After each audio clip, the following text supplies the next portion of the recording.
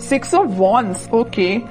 Starting off the week ही आप कोई विक्ट्री देखने वाले हो, कोई तो भी सक्सेस आपके पास आना चाह रही है और आ सकती है। आप काफी टाइम से अगर किसी पर्सन के कम्युनिकेशन का वेट कर रहे थे तो वो भी हो सकता है। यहाँ आप देख सकते हो 2 ऑफ वॉन्ड्स का जो कार्ड आया ये आपको यही बता रहा है एक्चुअली आप काफी टाइम से किसी अपॉर्चुनिटी का वेट कर रहे थे, किसी पर्सन के आने का वेट कर रहे थे, किसी पर्सन के कम्युनिकेशन का वेट कर रहे थे, या आप ही कहीं मूवमेंट करने का वेट कर रहे थे या ट्रैवलिंग का वेट कर रहे थे। तो ये सारी चीजें ना आप इस वीक में देख सकते हो, मीन्स आप स्टार्ट हो सकती हैं। ठीक है, ट्रेवल करना चाहते हो तो ट्रेवलिंग भी इन्वॉल्वमेंट दिख रहा है मुझे। हाँ, किसी अपॉर्चुनिटी, रिसोर्सेज, सारी चीजें आती हुई दिख रही है। कोई पर्सन आपके साइड मूवमेंट लेते हुए दिख रहा है ना। बाकी और कार्ड्स निकालते हैं तो क्लैरिफाई हो जाएंगी चीजें। बाकी बहुत ही पॉजिटिव तरीके से स्टार्टिंग ऑफ द वीक हो रही है क्योंकि 6 ऑफ वॉन्ड्स पहले ही निकल के आ गया है। किंग ऑफ कप्स, देखिए मैंने स्टार्टिंग ऑफ द रीडिंग ही बोल दिया था आपको कि आप किसी ऑफर का वेट कर रहे हैं, आप किसी पर्सन का वेट कर रहे हैं, तो वो पर्सन आपके साइड मूवमेंट लेने के लिए निकल चुका है। इस वीक में वो आपसे कम्युनिकेशन कर सकते हैं। आप जिस कप को लेके बैठे हुए तो मे बी वो कप आपका फुल करने आ सकते हैं। और बॉटम में एम्परर का कार्ड आया है, बहुत ही पॉजिटिव कार्ड आया है। मींस आप ना अब लोगों के पीछे भागना आपने छोड़ दिया। अभी तक आप लोगों के में भी पीछे या अपने पार्टनर के पीछे ही मींस भागते थे, लेकिन अब आपके पार्टनर आपके साइड आ रहे हैं क्योंकि आपने एक अथॉरिटेटिव पर्सन की तरह अपनी पर्सनैलिटी बना ली है। मीन्स आप ना अपनी मेंटालिटी इस टाइप की बना ली है कि जिसको आना है आपकी लाइफ में आए, जिसको जाना है जाए, यू डोंट केयर। अच्छी चीज है, एम्परर मोड में ही रहना है। आप बता दूं, वापस से किसी नेगेटिव सिचुएशन में नहीं जाना है। अगर पॉजिटिव शिफ्ट आप अपने अंदर लेके आए हो ना तो उसको मेंटेन करके रखिए, और नहीं लाए हो तो लेके आइए, एम्परर मोड में आइए आप। ये कार्ड आपको यही बताना चाह रहा है। ठीक है, बहुत रह लिया आपने नेगेटिव फेस में, बहुत आपने नेगेटिविटी से डील कर लिया। Now you have to move on. ठीक है, और कार्ड्स देखते हैं आपको क्या आ रहा है।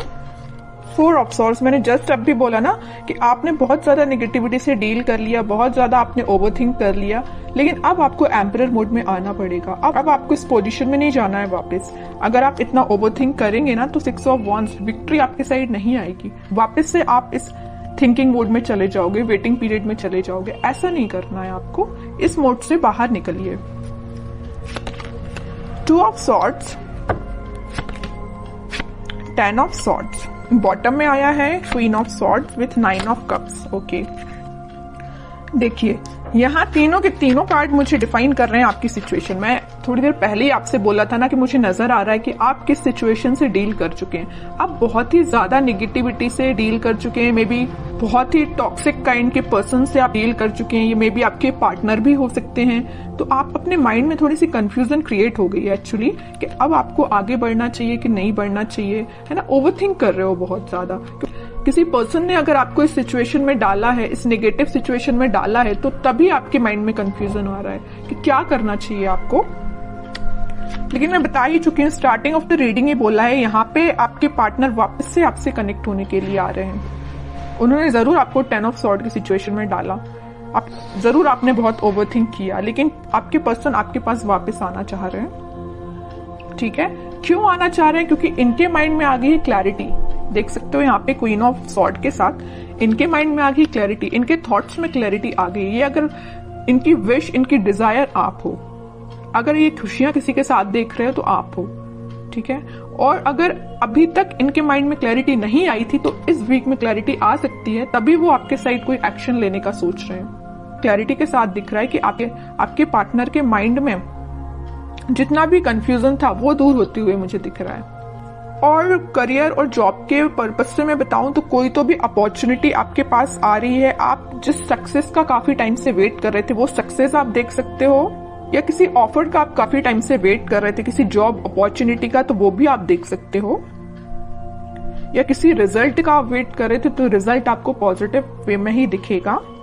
ठीक है, बस एक चीज का आप ध्यान रखिए, आपके माइंड में, अगर मैं स्टडी के बेसिस पे बात करूं या करियर या जॉब या बिजनेस रिलेटेड बात करूं, तो आपके माइंड में मुझे कंसंट्रेशन की थोड़ा सा प्रॉब्लम नजर आ रही है कि आप अपने माइंड को कंसंट्रेट नहीं कर पाते हैं। अगर आप पढ़ने भी बैठे हो ना, किसी काम पे फोकस करने बैठे हो, तो आपका फोकस ज्यादा से ज्यादा 10 to 20 मिनट्स ही रहता है। 10-20 मिनट्स तो मैंने ज्यादा ही बोल दिया, है ना।